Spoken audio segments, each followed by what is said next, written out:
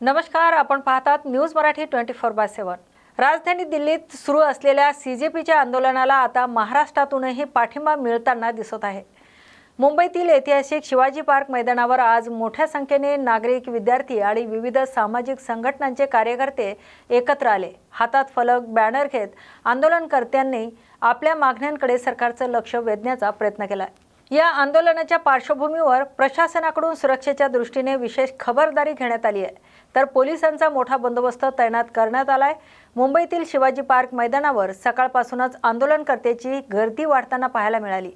विविध संघटना, विद्यार्थी आणि नागरिकांनी एकत्र येत आंदोलनाला पाठिंबा दर्शवलाय।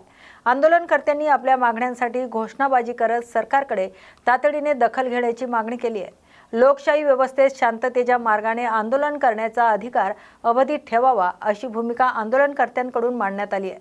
दरम्यान आंदोलनाच्या पार्श्वभूमीवर मुंबई पोलिसांनी सुरक्षेची विशेष व्यवस्था केली आहे, तर कोणताही अनुचित प्रकार घडू नये यासाठी परिसरात पोलिसांचा मोठा बंदोबस्त ठेवण्यात आलाय। दिल्लीपासून सुरू झालेल्या या आंदोलनाचे पडसाद आता महाराष्ट्रातील विविध भागांमध्ये उमटताना दिसतात। मुंबईतील शिवाजी पार्कमधील आंदोलनामुळे या विषयाकडे पुन्हा एकदा सर्वांचं लक्ष लागलंय।